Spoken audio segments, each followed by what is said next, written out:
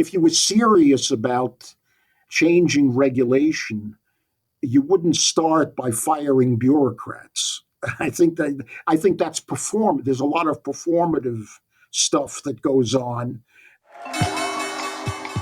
I'm Bethany McLean. Did you ever have a moment of doubt about capitalism and whether greed's a good idea? And I'm Luigi Zingales. We have socialism for the very rich, rugged individualism for the poor. And this is Capital Isn't, a podcast about what is working in capitalism. First of all, tell me, is there some society you know that doesn't run on greed? And most importantly, what isn't? We ought to do better by the people that get left behind. I don't think we should kill the capital system in the process. There are lots of things to be said about the present moment, but one thing we could label is that this is a new age of deregulation. In President Trump's recent address to Congress, he said, "To unshackle our economy, I have directed that for every one new regulation, 10 old regulations must be eliminated." Part of the executive order Trump signed says agencies must follow how the president and attorney general interpret the law. The new head of the EPA, the Environmental Protection Agency, has announced the biggest deregulatory action in U.S. history. The proposed rollbacks would impact dozens of rules, from emissions limits for power plants and vehicles to waste water regulations and air quality standards. Elon Musk has argued that it's time to get rid of all regulations, or as he said, regulations basically should be default gone. If year after year there are more laws and regulations passed and more regulatory bodies created, eventually everything will be illegal. The owner of the Washington Post, Jeff Bezos, has announced that publication's opinion pages will only advocate for individual freedoms and free markets. This raises a lot of important questions. First of all, what do all these people mean by the word free markets? Does freedom mean the absence of regulation? Is that really the goal of Trump, Musk, and Bezos? Does the absence of regulation unleash the economy, or does it damage it? To discuss free markets and regulation, we decided to bring on the show the leading living expert in the economic theory of regulation, Sam Peltzman, who is the Ralph and Dorothy Keller Distinguished Service Professor Emeritus of Economics at the Booth School of Business at the University of Chicago. Political economy is based on politicians not being this kind human being fighting for the good of humanity, but being simply normal human being pursuing their interest. It is true that consumers' interests can be protected, but most of the time it's protected as a result of a politicians trying to get votes. And so Peltzman introduced the concept of a political equilibrium, where in jargon the marginal political gains from supporting one group are balanced against the marginal political costs of alienating another. His theory suggests that the regulatory policies are the result of a complex negotiations and trade-off among various interest groups, rather than being solely influenced by producer interests. Peltzman is also famous for his work on the effects of auto safety regulation. In an empirical piece in 1975, he shows that traffic fatalities decreased much less than expected after the introduction of regulatory measures because drivers adjusted their behavior in response to increased safety measures. So when safety measures are implemented, individuals may perceive a lower risk and consequently engage in riskier behaviors. This risk compensation effect is now known as the Peltzman effect. So his analysis indicates that although auto safety regulation decreased fatalities among vehicle occupants, it did not reduce overall highway deaths because there was an increase in pedestrian fatalities, suggesting that drivers' riskier behavior transferred some of the danger from themselves onto others. So Sam has the additional benefit of having been an active participant in the literature for 60 years. Thus, he can provide an historical perspective to the Trump's deregulation effort. You live through one of the most intense regulatory periods between 1965 and 1975. During that decade, there was no year without a significant piece of regulation, from the Motor Vehicle Safety Act to the Fair Packaging and Labeling Act, from the Flammable Fabrics Act to the Wholesale Meat Act, to the Truth in Lending Law, and so on and so forth. And even after the Nixon administration took over, we had the Federal Coal Mining Health and Safety Act, the National Environmental Protection Act, and I can continue. So what do you think was worthwhile and what do you think was counterproductive? Well, that's a huge question. I actually was in the federal government halfway between 65 and 75. The fact is you had in the 1970s kind of a counter, I don't want to call it revolution, but a counter movement toward a view of regulation as a basically benign influence on the economy that helped the economy function better. And the work that I was, and others, I don't, not just me, it was a profession wide kind of doubt about that kind of model. So by the mid 70s, the end of the 1970s, you get kind of a more balanced view of regulation. Yes, it could make the economy work better in certain cases, but it also has costs. It also creates a competition for political access to the regulation and generates, that's costly in and of itself, the lobbying and the interest group organization. And it can divert the regulatory effort to the benefit of that kind of pressure. Of course, George Stigler, who is the namesake of the center that sponsored this podcast, and your mentor, yes, he is was, the one yes. who started this analysis. But George Stigler's view was quite, if you want, extreme, that yes. all regulation was driven by the interest of the industry. Probably what he had in mind was more the 1930s regulation, because if I look at the regulation that was introduced just before Stigler's wrote, take, for example, the Motor Vehicle Safety Act, yes. it was really pushed by Nader, yeah. and the industry hated every piece of it. So to what extent your broader theory of regulation yes. is in response of this contradiction implicit between sort of a Stigler's theory and the reality? I don't subscribe to the extreme view that regulation is all, well, he also said always, as a rule, captured by the producer interest. It's a much more nuanced view. In fact, I would venture to say that at the beginning, most regulation is opposed by the producer interest. So my view is it's much more complicated, but the element of what he was talking about that I think persists is the importance of politics.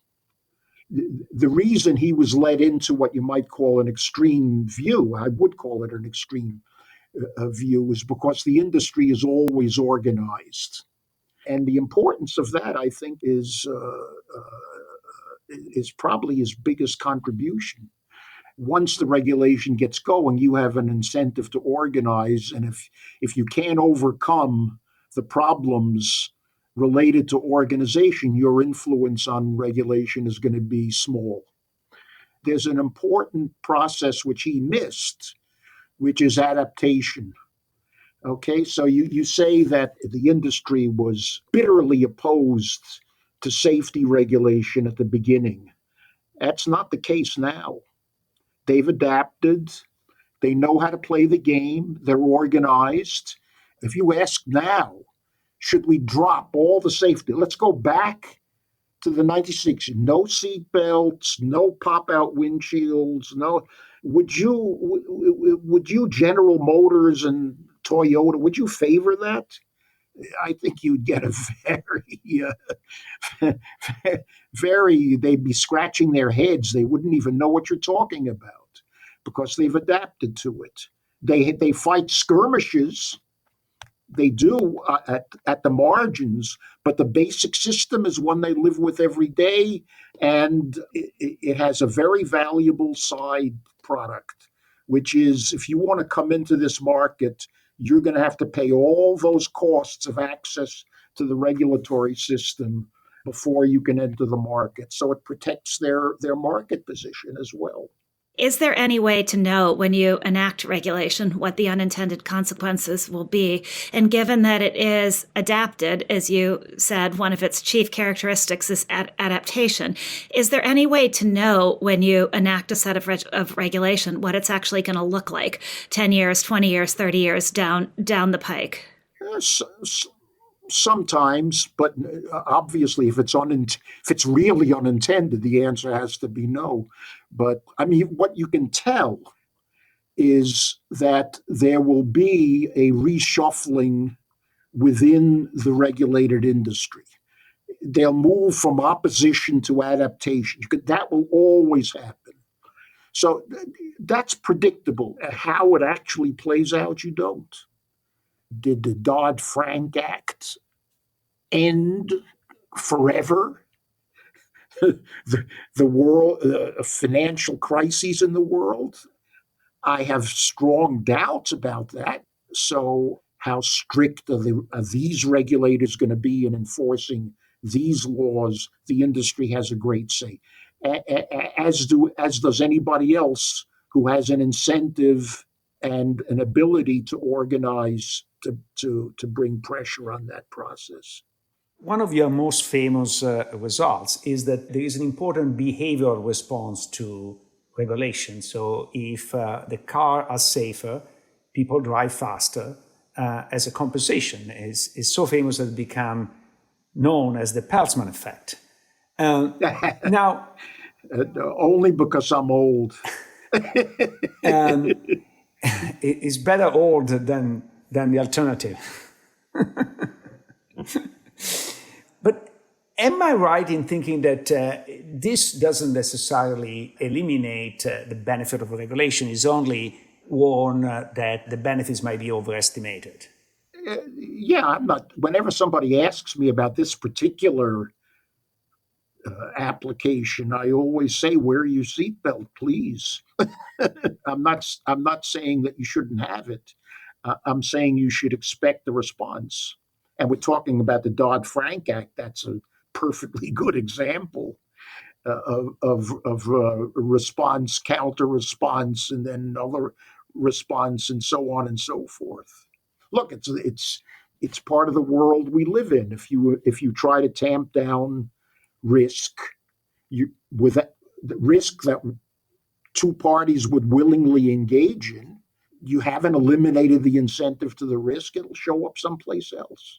So specifically, when you think about the banking system, do you mean the growth in private credit, the more we clamp down on the banking system, or do you mean... I can't begin to tell you.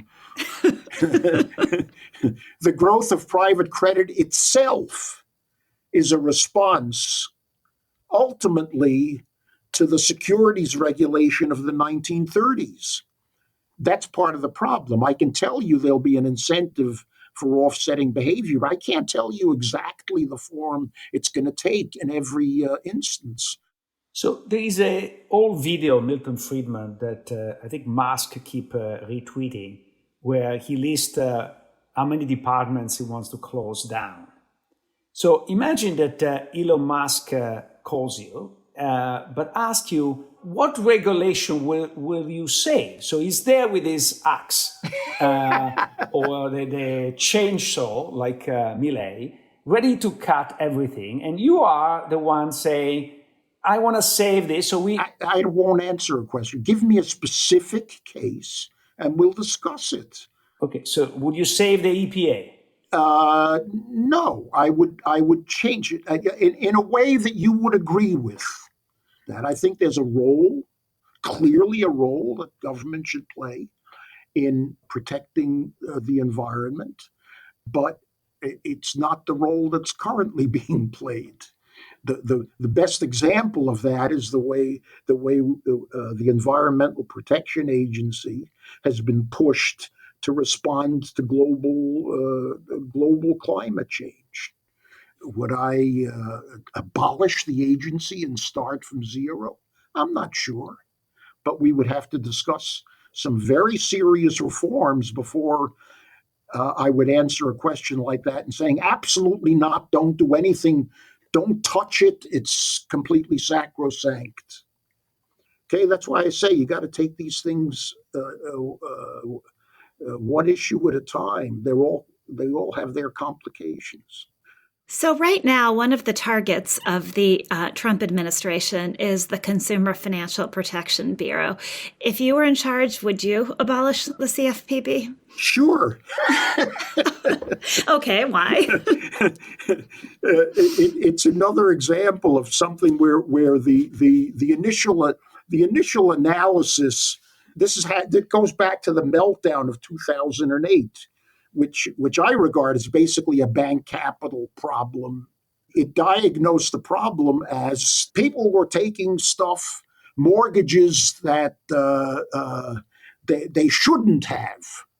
Why shouldn't they have? Well, because we think they shouldn't. The issue is that those mortgages were being peddled by government institutions with a government guarantee.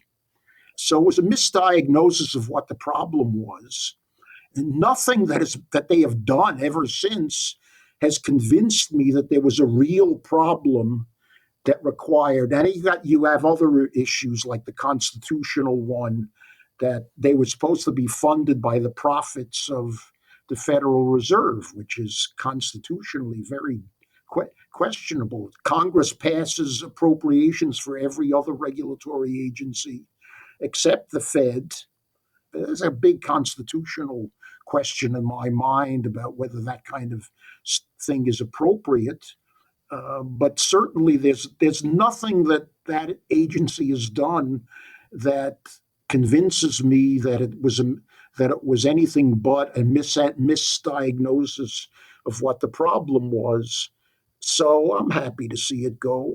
Constitutional question aside, on the consumer side, during the heydays of the early 2000s, we saw banks that were selling deposits with some embedded option linked to exchange rates. We saw all sort of crazy products that were sold to, by and large, non-sophisticated players to take advantage of them. Don't you see a role to protect the unsophisticated? That's completely wrong. Completely wrong. They weren't being taken advantage of. How do we judge that they were being taken? There was an incentive for regulated financial institutions to take on risk. That incentive had been playing out since at least 1960. The industry was evolving in a way to push risk away from its capital to the federal government. I got a federally insured deposit. I remember this because I was almost ready to buy one of these things. I got a federally insured deposit, which guaranteed I would get all my money back. In exchange for the interest, I got an option on the S&P. So why do I get the put? Because I have FDIC insurance. Why is that taking advantage of anybody? It's taking advantage of the incentives facing both sides. But aren't you assuming that the consumer is not taking advantage of you because you're sophisticated, but most... I'm not saying that consumers are all sophisticated or that there's never buyer's regret. I'm not saying that.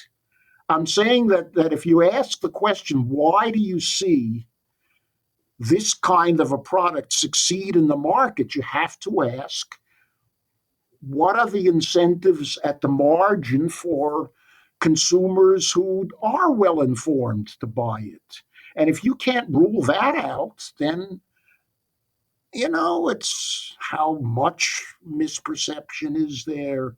Are there other ways to take care of it, and so on and so forth? But this one's an easy case. So why we're getting rid of the CFPB? Should we get rid of the FDIC too? Should we just abolish the whole shebang? No. I'm not dogmatic. I'm a very practical. Let's take each case on its own. Would I get rid of the FDIC? No, but I would change the way it's run. what I would tell you would be entirely irrelevant because it won't be changed in the way that I would want to make it run, partly because it's not in the interests of the organized players to change it in the way that I would like to. But the answer to your question is Silicon Valley Bank.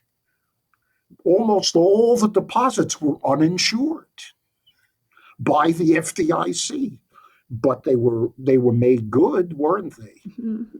Right. So, what do we actually have with the FDIC? You have to ask that question. But so let's talk about crypto.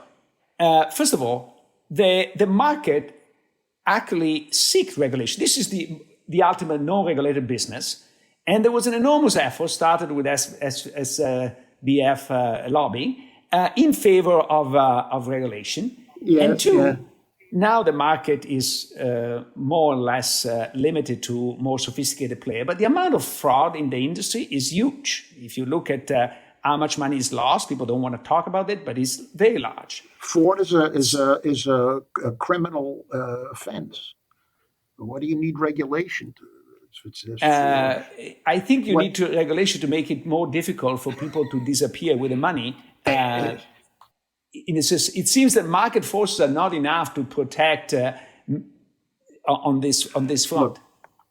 Look, the public policy interest in crypto, which is all I can pretend to speak about as an expert. The public policy interest. Is this going to be another entitlement program in the sense that we get a government put? That's a major policy question. Who is guilty of fraud is a criminal issue. Are we going to get a put?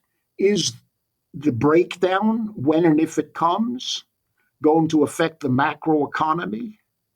Okay, if we can set things up, and I'm not sure we can, to prevent an implicit government guarantee of crypto and to prevent a meltdown from affecting the macro economy, you're going to be worse off regulating that business than not regulating it. Remember, it's always a one or the other. You can imagine fraudulent transactions that are prevented by regulation. You can imagine fraudulent transactions that are encouraged by the belief that the thing is regulated and therefore that there might be an implicit guarantee and that the government would never allow such obvious fraud to proliferate. So you have the one and the other, but the public policy. The ostensible public policy interest is preventing you and me from having to pay for the meltdown and to protecting the macroeconomy. Not much more than that. I'm going down my list. Since you have written in the past fairly critical about the Food and Drug Administration, would you save the Food and Drug Administration or would you let it be eliminated? Again, you say yes or no. That's not the question. Would I change it? I would change it quite drastically. The current system for new drug approvals has been one of the great public health disasters of recorded history. Hundreds of thousands of deaths have needlessly occurred because of that form of regulation. Before a new drug can be marketed, the Food and Drug Administration must certify that the drug is safe and effective, both. Not just safe, but effective. What does effective mean? You come to the Food and Drug Administration and you say, if you take this drug, you will lose 10 pounds in 5 months or whatever it is. You have to make a claim. You have to conduct a randomized, double-blind, controlled trial. This takes time. It takes enormous expense For something like the blockbuster drug, you're talking billions of dollars of expense. And from the time that you've begun the process, it's going to be a decade. So what is the cost? What's the cost? You can figure it out. Here's a drug that's causing significant benefits to fat people called Wegovy. It's saving heart attacks. It's saving diabetes. It's on the market minimally a couple of years after the submission of data to the federal Food and Drug Administration. All of those benefits have been sacrificed. All of them. Right? It wasn't on the market 2 years ago. That's the cost. If you take the history of medical advance, those cases are much more numerous than the sensational failures that make the headlines. Okay, you don't make a headline about obesity drugs until they're on the market, except for a small group people inside the industry. You probably didn't even know about it until it came on the market. There is, in short, a huge opportunity cost to this kind of a regulation, and you can have a hard time showing that plausible benefits come even close to matching that cost. You have a very good example in the COVID vaccine development. You know that the COVID vaccines never got on the market as an FDA-approved drug. You know that. They're an emergency use exception. Okay, so what does that mean? There's no way we were going to wait 10 years to get a COVID vaccine. It was a miracle, but a miracle in the context of the way the FDA works. Had it worked the process the way it does with every other drug, we would still be waiting for a COVID vaccine, and we would be talking about a much bigger death toll than we had. I'll give you my favorite reform, which doesn't very radical, but nobody ever discusses in connection with the FDA, which is prescription drugs to begin with. Why should you have to go to a doctor to get to get a prescription to get a drug? Why shouldn't you walk into a drugstore and just buy whatever you want? Now, there's a good answer to that. There's a good answer to that, but it's not an answer that really applies to most drugs that are prescription drugs. So I would substantially reform if I could. So you expressed some skepticism that Trump and Musk would be able to succeed in doing away with regulations. Is that? I say it remains to be seen. Well, I don't know. I was going to. Yeah, okay, I'll agree with you. I'm a little bit. And is that just because it flies in the face of the history you pointed out, that the body of regulations has been growing unimpeded for decades, or is that for another reason? Not just. It's if you were serious about changing regulation, you wouldn't start by firing bureaucrats. I think that's There's a lot of performative stuff that goes on. As I say, I worked in the federal government for just a year, but it was enough to give me a great education into how these agencies work. The lower level employees that are being laid off and fired have very little to do with the policy that they're enforcing. You got to start at the top, not at the bottom. Most of the people who work for and that's not to say that there isn't a case to be made for downsizing the federal government. I'm not saying that at all. In fact, there is a case based on some of the experience that I had. the people that they're going after are kind of risk averse folks who made a trade. They want a secure job and then they'll carry out whatever policy somebody at the top tells them. They'll do their job and take the benefits of the job as offered, but you're not going to change policy by firing some low-level bureaucrat. So there's a skepticism about the methods embedded in that.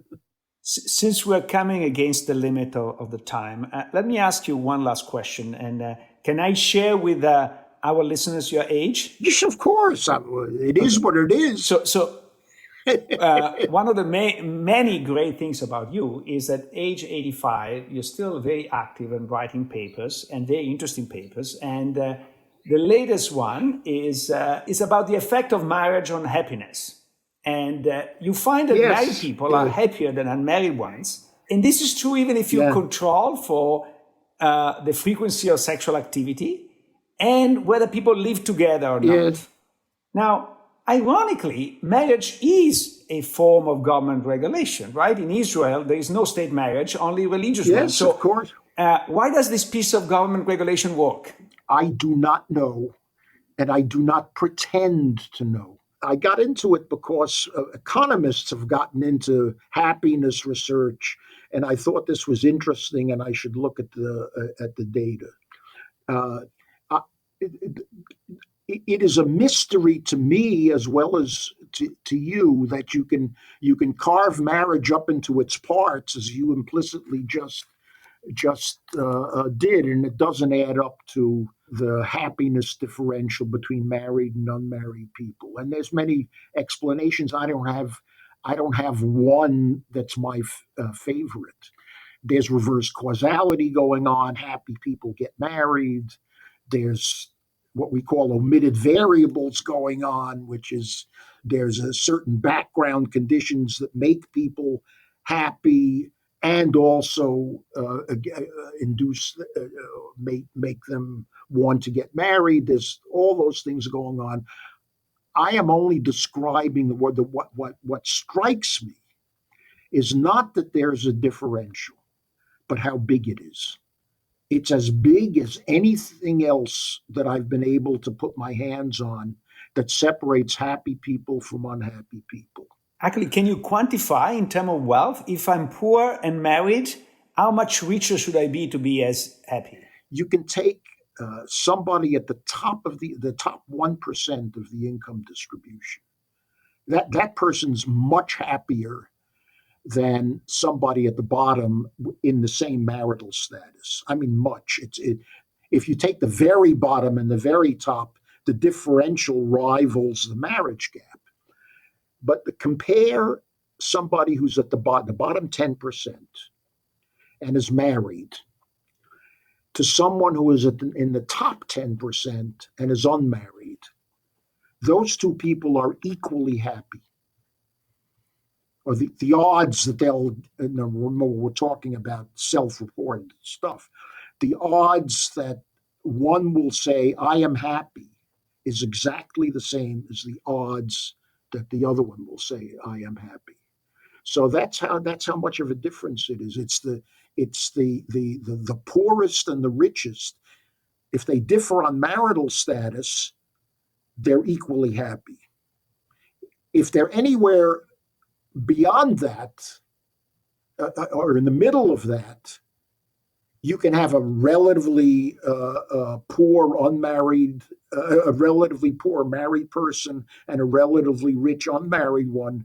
The poorer one will be happier, measurably. I'm not just talking about it passes our test of statisticals.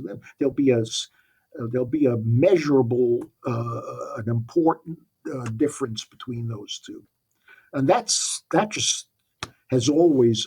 This latest paper, I'm trying very hard to find exceptions, and I can't. If If you're enjoying this podcast, there's another University of Chicago podcast network show to check out. It's called Carry the Two. Carry the Two is the show that reveals the mathematical gears that turn the world. Co-hosts Sadie Witkowski and Ian Martin bring unique perspectives from the fields of mathematics and statistics to convey how math shapes and reflects our reality. Each episode tackles a different topic. Subscribe to Carry the Two, part of the award-winning University of Chicago podcast network.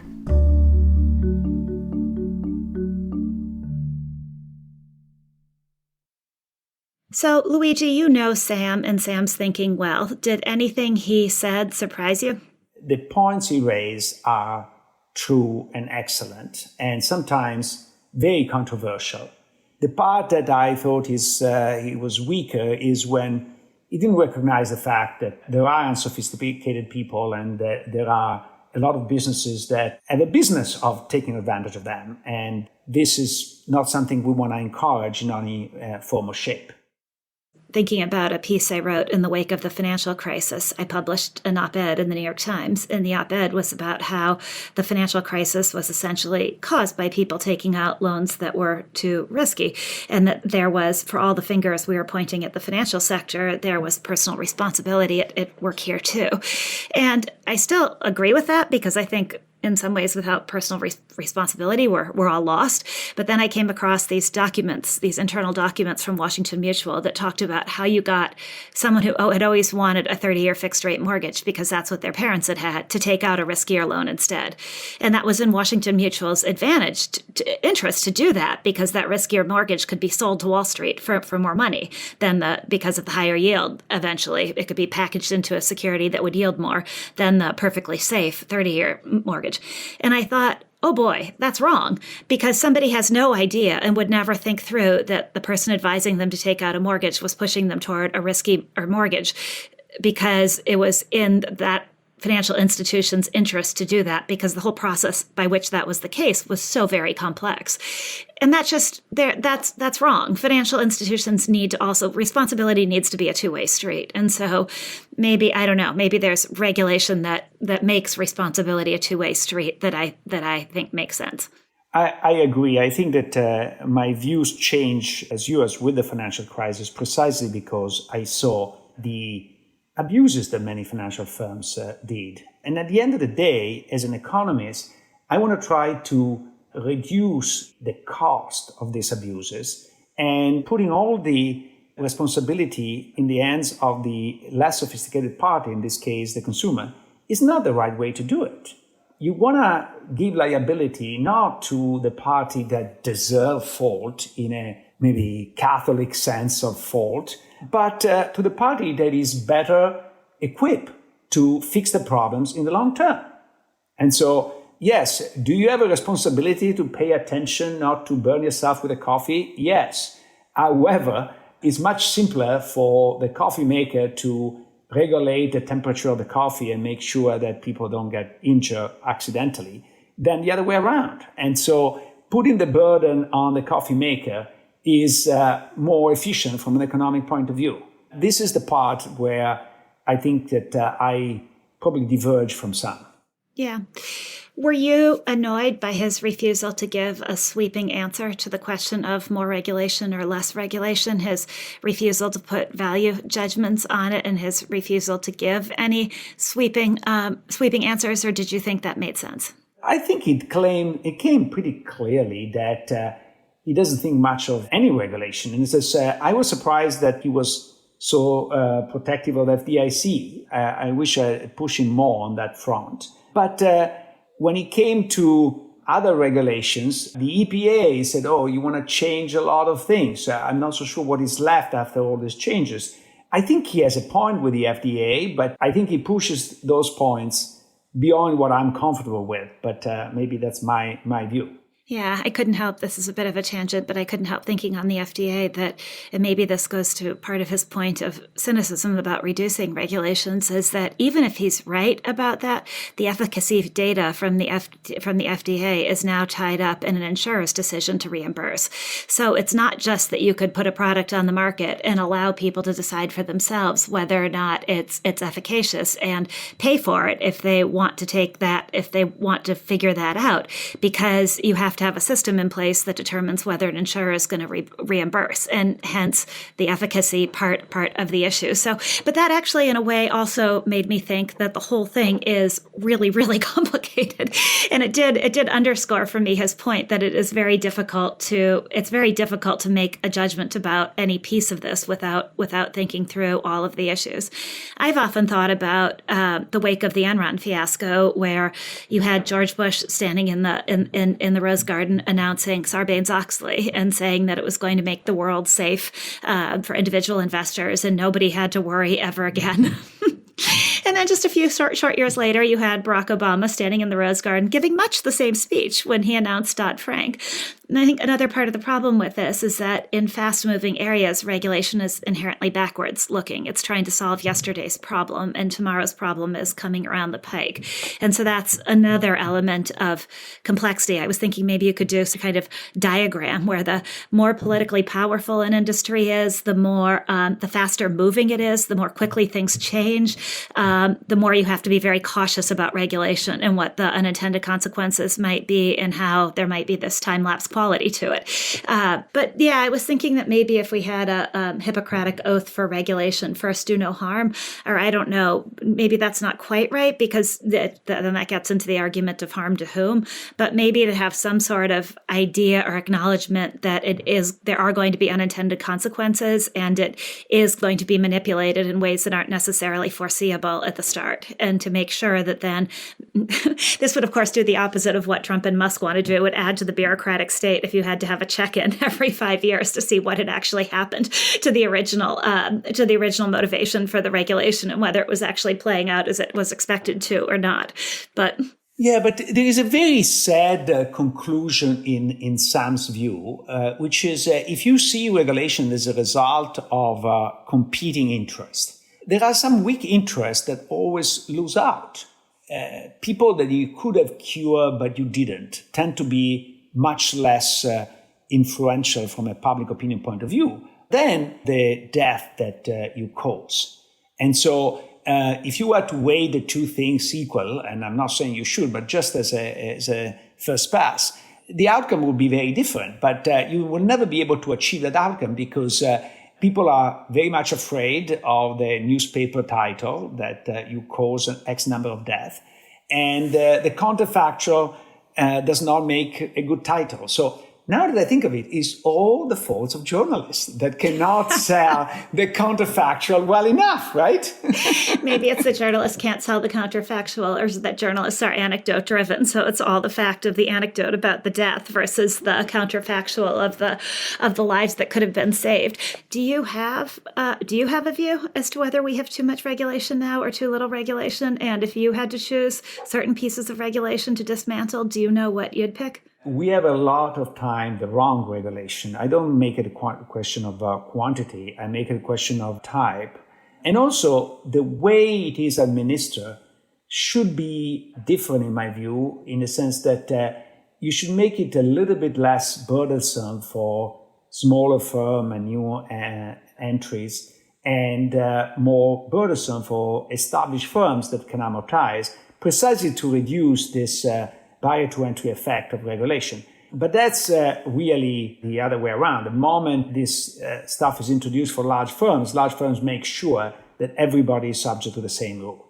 I thought, too, the most interesting thing he said, or one of the most interesting things he said, was that the Trump, Musk, whatever you want to call it, sledgehammer is going about dismantling regulation in precisely the wrong way, even if it were actually to be something one could accomplish. And I hope that's something that everyone who is taking the chainsaw to regulation listens to and thinks about, to the extent that they are capable of listening to and thinking about it. Yes, but to some extent, it might be the worst of both worlds, because the regulation remains there with all its burden, but then is selective, either not enforced or enforced in a capricious way because you don't have the resources. So this might be... Okay, we're back to cynicism. So on that note, let's conclude before we decide that the world is coming to an end. Capitalism is a podcast from the University of Chicago Podcast Network and the Stiegler Center in collaboration with the Chicago Booth Review. The show is produced by me, Matt Hodep, and Leah Cesarine, with production assistance from Utsav Gandhi, Sodom Kim, Sebastian Burka, Andy Shee, and Brooke Fox. Don't forget to subscribe and leave a review wherever you get your podcasts. If you'd like to take our conversation further, also check out promarket.org, a publication of the Stiegler Center, and subscribe to our newsletter. Sign up at chicagobooth.edu/Stiegler to discover exciting new content, events, and insights. We hope you'll join our community today, again at chicagobooth.edu/Stiegler.